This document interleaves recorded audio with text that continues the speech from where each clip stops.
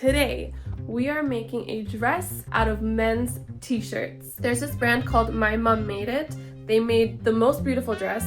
As soon as I saw it, I actually did fall in love. Like, I do have feelings for this dress, so I need to have it. But the only issue is I'm not spending $250 in this economy on something I could probably just make myself. I actually have tried to make this dress before.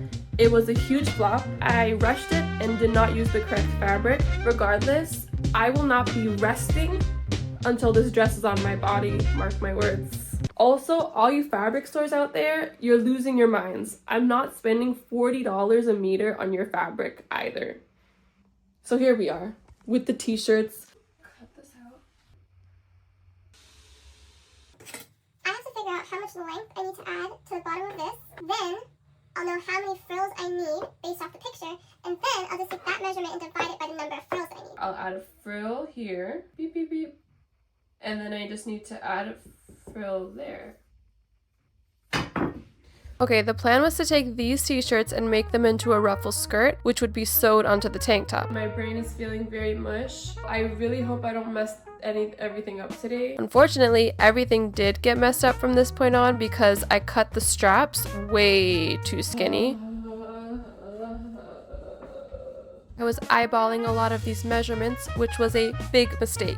Huge. Anyways, for a skirt like this, you need a strip of fabric that will fit around your butt and another that is double that measurement. I base stitched the long strips, held onto the bottom thread, and moved the fabric along like I was pushing clothes along a rack. I adjusted it until it was the exact length of the booty strip, and then I sewed it right sides together. This is what I look like filming. Anywho, don't forget to hem your long strip of fabric and never sew when you have a foggy brain and a bad attitude, because things can get messed up.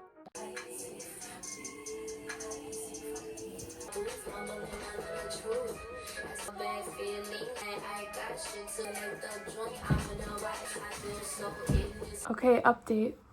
I made 3 of these ruffles and they look absolutely adorable, but I'm very nervous because this is too short. Like, I already know, what is this gonna cover?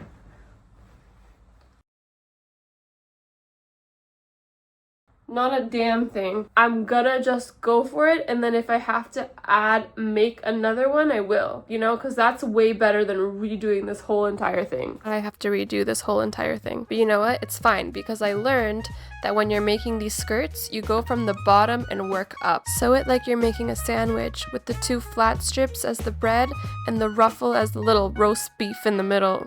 Also, I watched Brigitte Macron this week, which was crazy. 1 week of sewing later, and she doesn't even fit.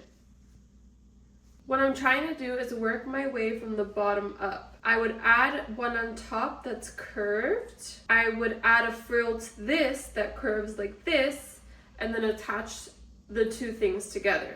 Okay, so what did we learn? Actually measure. Sometimes you actually have to measure. Don't sew when you're on your period. These ruffles, I cut them at 3 inches. They need to be at least 5 to 6. Work your way from the bottom up when you're making a ruffle skirt. And also, after further inspection, this tank top is kind of ugly. So I need to get a different one. And it's see-through. So please let me know, should I get men's t-shirts again? Should I try to find fabric? What is the vibe? Because I'm not giving up on this dress. If you would like to follow along on the journey, please like and please subscribe. Thank you so much for watching, and come back for part 2.